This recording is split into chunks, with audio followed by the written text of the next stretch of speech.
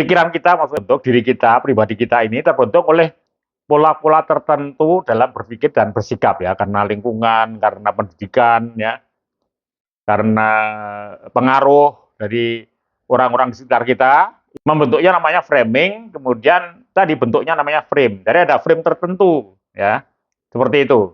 Sikap overthinking kita itu juga akibat dari tadi framing yang sudah dibentuk oleh lingkungan kita, oleh pendidikan kita itu.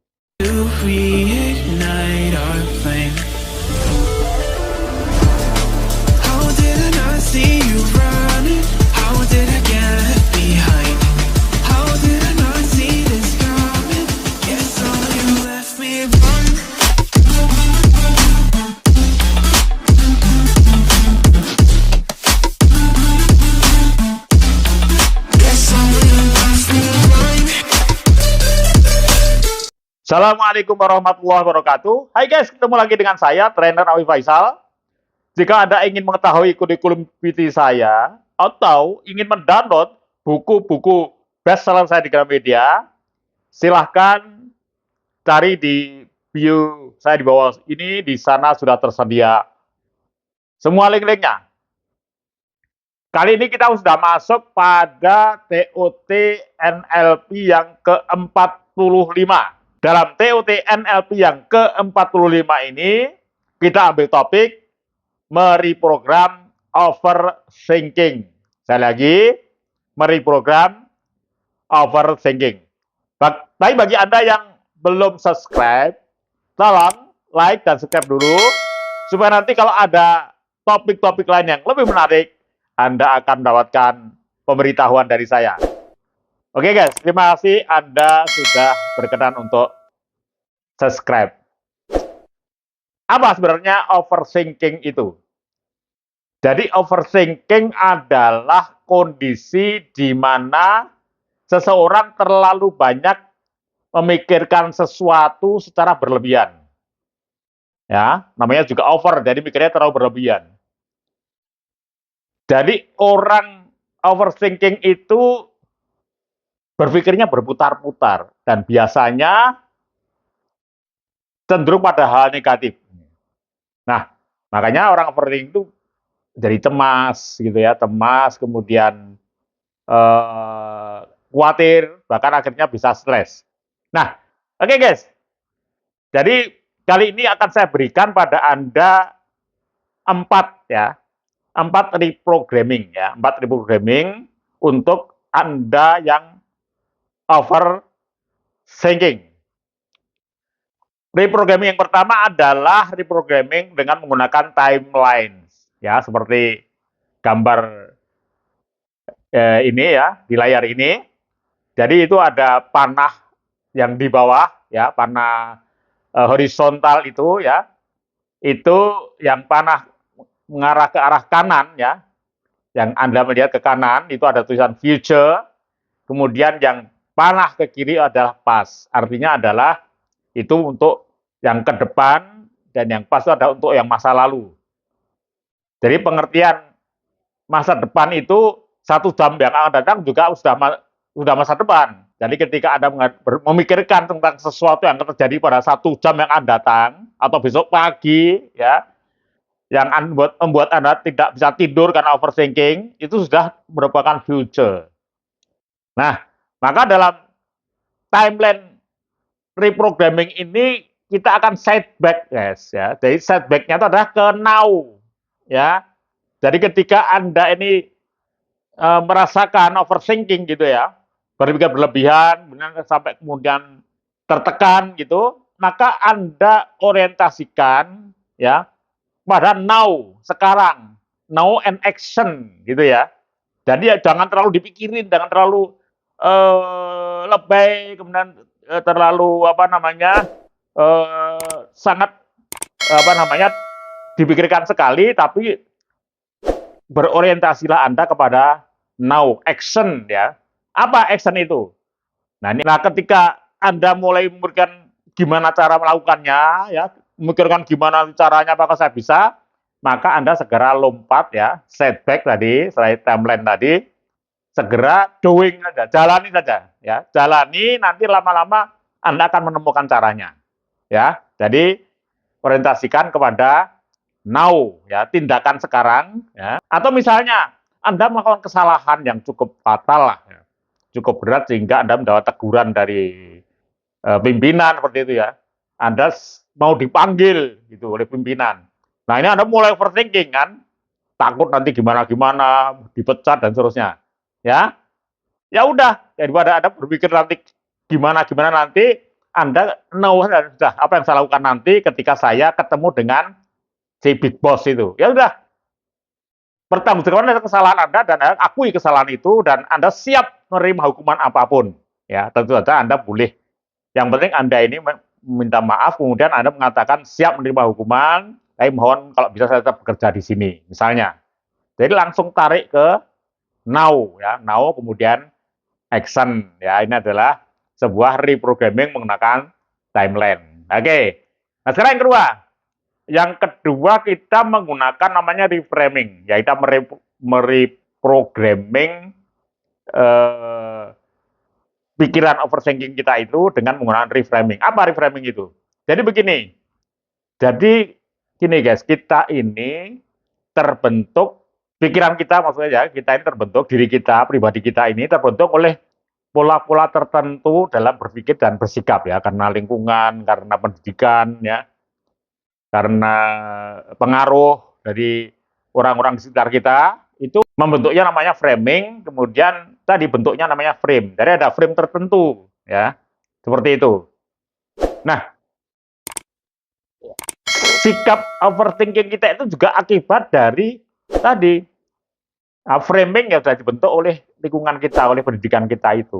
Ya, ada orang yang dablek misalnya jadi gitu, atau ada orang terlalu jelimet ya, ada orang yang perfeksionis misalnya. Ya, itu karena bentukan ya, bentukan dari lingkungan kita. Nah, maka cara kedua ini ya, reprogramming cara kedua ini menggunakan reframing. Jadi kita frame ulang, diri kita frame ulang. Nah, ini ada dua cara reframing itu. Yang pertama adalah reframing in context dan reframing in a new meaning. Nah, maka untuk reprogramming orang yang overthinking ini lebih tepat yang kedua, yaitu yang kita membuat new meaning ya. Jangan in context. Kalau in context itu nanti ada semakin ke dalam.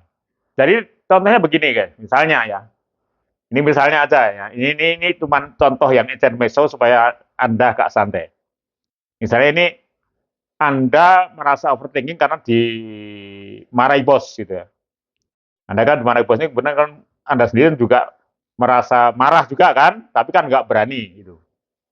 Nah ini supaya marah Anda ini tidak berlarut-larut, maka bisa di reframing, gitu ya. Nah, biasanya kita ini bereaksi, misalnya framing bentukan Anda itu seorang yang baperan gitu ya, sensi gitu, kan begitu dimarahi kan langsung marah gitu ya, kecewa gitu ya. Nah, seperti itu maka Anda belajar untuk reframing ya. Jadi ketika dimarahi itu Anda buat frame yang baru di pikiran Anda itu begini. Jadi bos kalau lagi marah kelihatan lucu. Misalnya seperti itu ya. Jadi dilihat tingkah lucunya ketika marah. Nah, ini akan mengurangi apa namanya? Perasaan jengkel itu. Ya, ini makanya itu reframing ya. Dan kita mereprogramming ya supaya nggak terlalu sensi, nggak terlalu baper, nggak terlalu overthinking, maka kita ketika orang marah itu dalam batin kita ya, jangan tertawakan ya, jangan sampai tertawa. Dalam batin kita ketika dimarahi bos itu kelihatan lucu kalau lagi marah. Nah, ini namanya reframing. Contoh lagi misalnya, Anda biasanya kalau mudik itu kan macet ya. Macet berjam-jam sampai kadang-kadang macetnya itu bisa 10 jam ya atau 5 jam ya. Kan stres sekali itu. Macetnya begitu lama. Dan biasanya kalau macet itu kan orang pada keluar ya dari mobil karena kan nggak mungkin ngidupin AC terus. Kalau cuma sejam 2 jam mungkin bisa ngidupin AC. Tahu kok sampai 3 jam lebih AC harus dimatikan dan orang keluar. Nah, ini Anda harus bisa lakukan reframing, guys. Jadi jangan lagi fokus kepada macetnya gitu ya. Nah, sekarang ada bikin frame baru. Ah, ini kebetulan orang pada keluar, ya saya tak nyambangi ya pengendara lain, keluarga lain. Ya siapa tahu ketemu teman, siapa lagi ketemu relasi seperti itu. Ya. Jadi akhirnya karena kita sudah mereframing ya pikiran kita yang tadinya stres karena macet, sekarang justru macet ini bisa jadi peluang untuk dapatkan relasi, teman baru, sahabat baru. Seperti itu ya. Nah ini. Kemudian yang lebih berat lagi, ya, ketika Anda misalnya di PHK, gitu ya. Yang realitas sudah di PHK. Karena situasi ekonomi memang semakin memburuk, ya. Depresi, daya beli turun, jualan nggak laku, mau nggak mau akhirnya kan PHK. Itu kan realitas. Dan cari kerjaan pun juga susah. Ya sudah, itu realitas diterima dulu, ya. Kemudian Anda lakukan reframing, ya. Reframingnya apa tadi? Dengan new meaning, new meaning tadi. Jadi new meaningnya adalah kalau yang tadi, yang ketika macet tadi, new meaning-nya itu macet itu tidak stres, tapi malah mendapatkan relasi, mendapatkan teman baru, seperti itu. Nah, sekarang kalau PHK, saya ditantang untuk bisnis, dari wirausaha. Nah, seperti itu. Saya ditantang untuk jadi profesional. Nah, ini reframing-nya. Oke ya. Nah, oke. Nah, itu yang kedua ya. Jadi reprogramming dengan reframing ketika Anda mengalami overthinking, ya. Kemudian yang ketiganya adalah mereprogram dengan submodality. Nah, ada lagi nih guys ya, di TLLB ini kaya sekali tools-tool atau terapi yang bisa membuat kita ini hidup bahagia ya. Kita menjadi orang yang state yang bagus seperti itu. Tapi untuk teknik submodality ini sudah saya buatkan video secara khusus guys. Di sana ada tools-nya ya.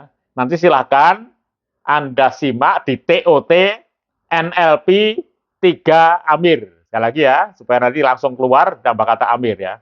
Sekali lagi silahkan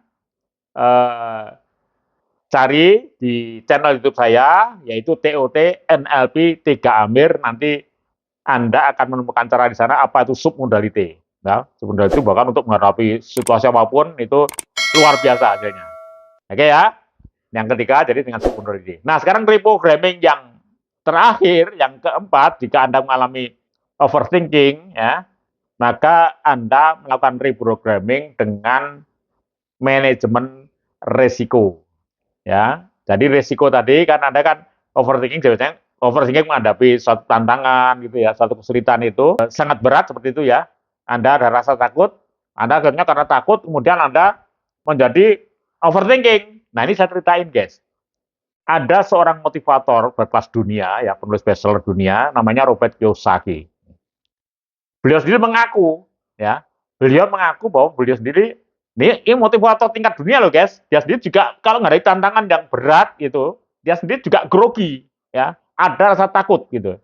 Tapi bedanya, ya, Robert Kiyosaki lihat dalam bahkan itu, ya, ketika dia menghadapi ancaman, ya, rasa takut itu dia kalau orang pada umumnya dia kembali ke zona nyaman, ya, kembali ke zona nyaman. Tapi dia tidak, dia malah dihadapi tantangan itu.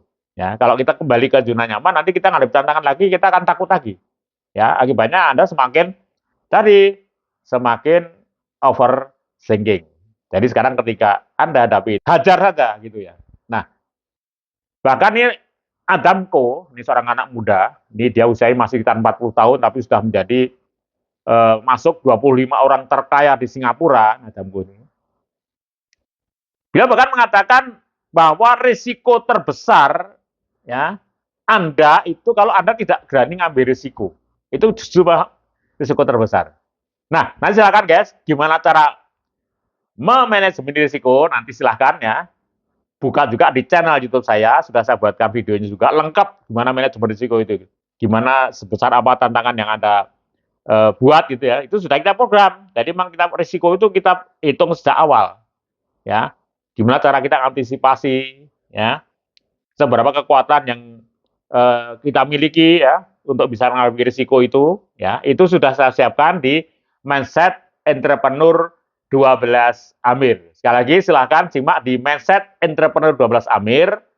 Nanti di sana Anda bisa belajar bagaimana caranya memanajemeni risiko. Jadi nggak jadi pikiran terus, langsung aja action ya. Nanti Anda akan kembali pada yang tadi, yang nomor 1 timeline tadi.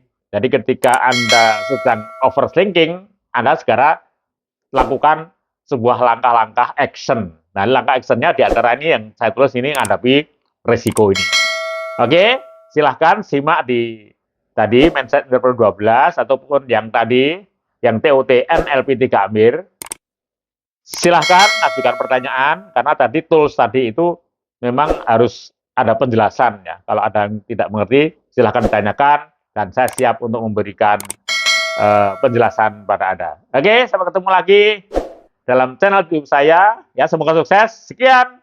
Assalamualaikum warahmatullahi wabarakatuh.